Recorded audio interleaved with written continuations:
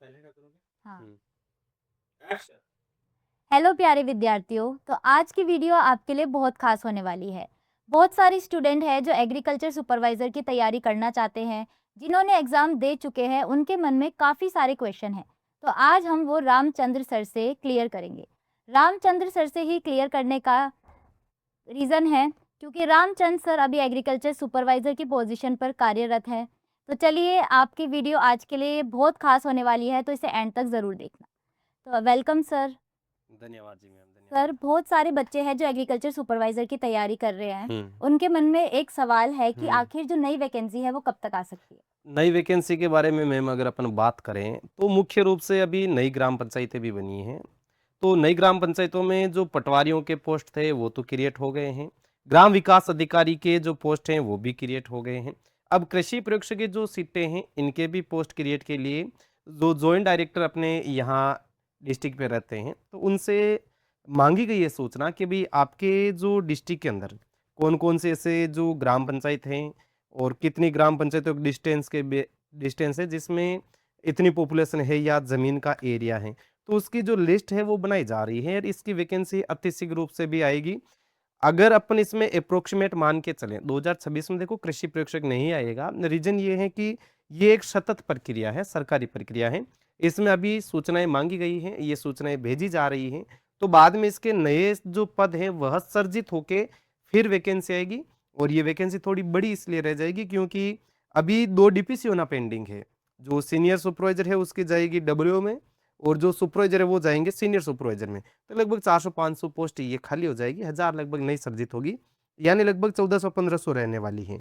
2027 में वैकेंसी आएगी, लगभग 27 शुरुआत में। सर, जो पुरानी सुपरवाइज़र वैकेंसी है उसका केस जो है वो कोर्ट में जा चुका है। तो इसमें आपका क्या राय है? देखो मैम कि इसमें कोई भी वैकेंसी है, ये न्यायपालिका में जाना एक सतत प्रक्रिया है और राजस्थान में लगभग ये वैकेंसियों का ट्रेंड भी बना हुआ है। बीच में थोड़ा-सा सुधार आया था कि वैकेंसी के ऊपर स्टे नहीं लगता था, लेकिन अब वैकेंसी के ऊपर स्टे लिया है कि फाइनल रिजल्ट है, वह नहीं आएगा, जॉइनिंग नहीं दी जाएगी, लेकिन डॉक्यूमेंट वेरिफिकेशन होगा। तो डॉक्यूमेंट वेरिफिकेशन सुपरवाइज़र का हो गया है। अब कुछ ऐसे प्रश्न होते हैं, उसमें एक्सपर्ट कमेटी को भी ध्यान रखना चाहिए कि ऐसे विवादित प्रश्न ना डाले जाएँ। अब विवादित प्रश्न डाल दिया गए हैं, तो उसकी वजह से ऐसे स्टूडेंट हैं जो सिलेक्शन से बाहर भी हो गए हैं और कुछ ऐसे भी स्टूडेंट हैं जिनको इन क्वेश्चनों की वजह से फ़ायदा हुआ है। तो ये एक न्यायपालिका के शरण में है। तो अब ये न्यायपालिका के अनुसार ही चलेगा, ये सतत प्रक्रिया लगभग इसमें थोड़ा-सा टाइम लगता है। जैसे मेरी वैकेंसी की अगर बात करें तो 2018 वाली थी, जो 2019 में कोर्ट में गई, 2020 में बाहर निकल गई, लगभग साल भर रुका था। लेकिन इस वैकेंसी में इतना नहीं है जंजाल सा, कुछ क्वेश्चनों का मैटर है, जल्द सॉर्ट आउट हो जाएगा, जल्द नियुक्तियाँ मिल जाएगी। सर, क्या एग्रीकल्चर सुपरवाइज़र में सीईटी कंपल्सरी है? नहीं, सीईटी कंपल्सरी अभी तक नहीं है और ना भविष्य में इसमें सीईटी में इंक्लूड होने की कोई संभावना है। इसका कारण बता दें कि जो राजस्थान में सीईटी आयोजित होती है, वह कोई पर्टिकुलर सब्जेक्ट के लिए नहीं, वो ऑलराउंडर के लिए है। जबकि एग्रीकल्चर सुपरवाइजर की जो पोस्ट है, ये पर्टिकुलर एग्रीकल्चर के लिए है। इस वजह से इसमें इंक्लूड नहीं किया गया है और ना ही कोई भविष्य में ऐसा कोई प्रस्ताव है जिसमें कृषि प्रयोगशाला या जो पशुधन निरीक्षक है एलएसआई, इन दोनों के ऐसा कोई प्रस्ताव नहीं है, ना वर्तमान में है, ना भविष्य में ऐसी कोई संभावना लग रही है। सर, जैसे मैंने काफ़ी बच्चों से भी सुना है, बच्चों का मानना भी है, वो एग्रीकल्चर सुपरवाइज़र को एक छोटी पोस्ट समझते हैं। सर, इसकी ग्राउंड रियलिटी क्या है? नहीं, ये एग्रीकल्चर सुपरवाइज़र को छोटी पोस्ट समझना बहुत गलत है। पहले की जो समय था, जो गाँवों में सरपंची होती है, वह निर्धारित करते थे सुपरवाइज़र। क्योंकि ये ग्रामीण क्षेत्र में रहते हैं, लोगों से सबके साथ इनका जुड़ाव रहता है। जिनकी तरफ ये चलते हैं, इनके कहने पे कुछ ना कुछ लोग तो उनकी तरफ वो रहते ही रहते हैं, क्यों उनको पता है कि ये सरकारी योजनाओं का फ़ायदा दिलवाएँगे। यह छोटी पोस्ट नहीं है, किसानों को जो करोड़ों रुपए का क्लेम आता है, जो किसानों को मुआवज़ा के आधार पे बोलते हैं, वो 70% लगभग जो क्लेम है ये कृषि प्रेक्षक ही दिलाते हैं। जबकि लोगों को भी ये विचारधारा बनी हुई है कि ये तो पटवारी जी ने दिलाया है। पटवारी जी वो केवल एक स्पेशल गिरदावरी के आधार पे दिया जाता है, लेकिन जो बड़ा जो आता है क्लेम, ये किसानों को, ये कृषि प्रेक्षक द्वारा आता है। बहुत बड़ी पावर वाली पोस्ट है, मानते हैं छोटा लेकिन ये छोटी पोस्ट नहीं है। कृषि विभाग की जो सबसे मजबूत कड़ी है, अगर कृषि प्रेक्षक हड़ताल पे चला जाए और बोल दे मैं काम करना नहीं करूँ, मेरी हड़ताल है, कमिश्नर तक कुछ नहीं कर सकते क्योंकि धरातल पे तो वो है, छोटी पोस्ट नहीं सबसे मजबूत पोस्ट है ये। सर, बच्चों को प्लीज़ बताइए कि सुपरवाइज़र के बनने के बाद लाइफ़ में क्या-क्या चेंजेज़ आते हैं? देखो सबसे बड़ा चेंज तो ये है कि हमारे थोड़ा राजस्थान में शादी वाला सिस्टम बड़ा मुश्किल हो रखा है।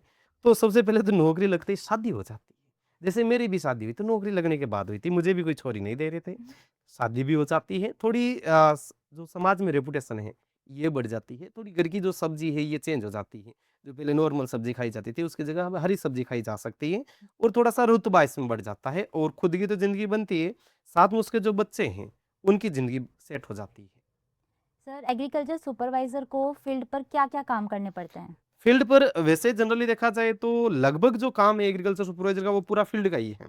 फील्ड में किसानों की जो सब्सिडीज रहती है जैसे कोई फार्म इम्प्लीमेंट्स हो गया जैसे डिस्क प्लो हो गया, थ्रेसर हो गया या मल्टीक्रॉप थ्रेसर हो गया। तो इनकी जो फेंसिंग की वायरिंग की रहती है, पाइपलाइन, फुहारा इनकी सब्सिडीज रहती है मिनी किट्स वगैरह की। तो सारा सिस्टम पूरा फील्ड का ही है। कुछ ही जो सुपरवाइजर है जिनको ऑफिस में रखा जाता है, जिनको थोड़ा कंप्यूटर का नॉलेज रहता है।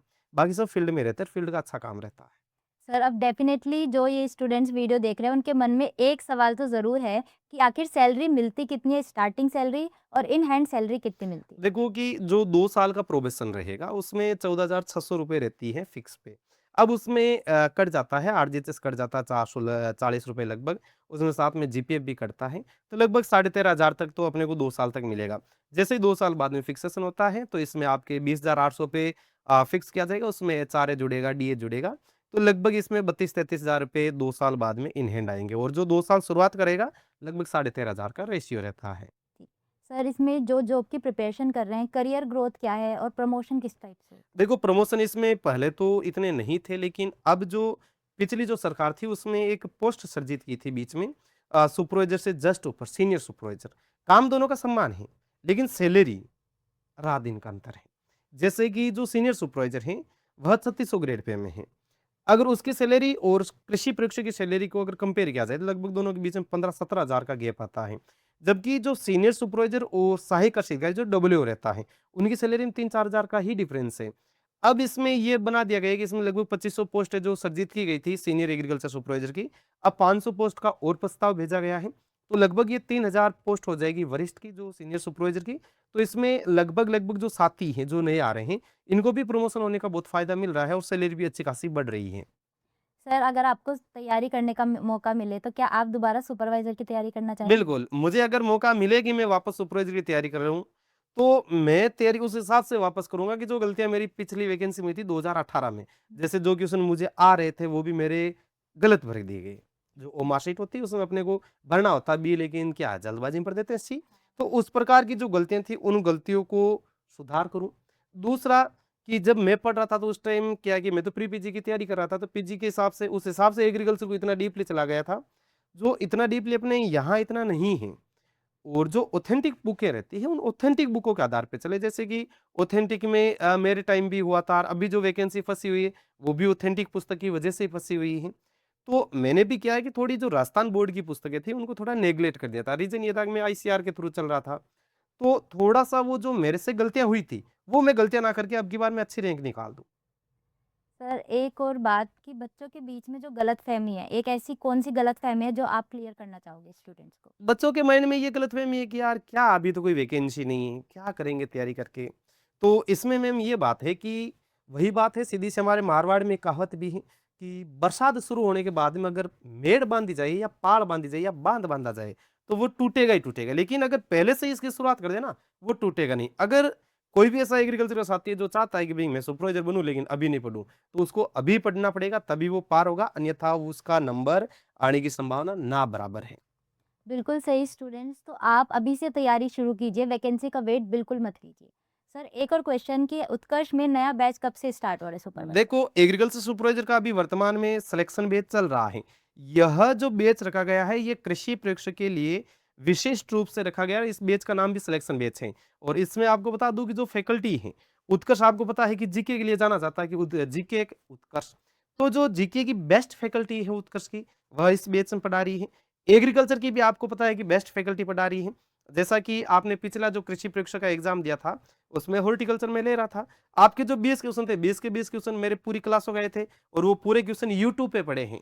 ऐप की हो तो वो अलग बात है, लेकिन यूट्यूब पे पड़े हैं। तो सब फैकल्टीज़ हिंदी की भी बेस्ट फैकल्टीज़ हैं, पूरा एग्रीकल्चर भी बेस्ट फैकल्टीज़ हैं, तो शानदार फैकल्टीज़ हैं वो क्लासें ले रही है। इनके लिए ये बैच स्पेशल रखा गया है। सर कुछ डिस्काउंट है बच्चों के लिए इस बैच में? डिस्काउंट बिल्कुल चल रहा है, अभी उत्कर्ष में जो आज़ादी महोत्सव है, इसमें एग्रीकल्चर के जो भी कोर्सेज़ हैं, उनमें अप टू 90% तक का डिस्काउंट मिल रहा है, नामात्र शुल्क में ये कोर्स एनरोल हो रहे हैं।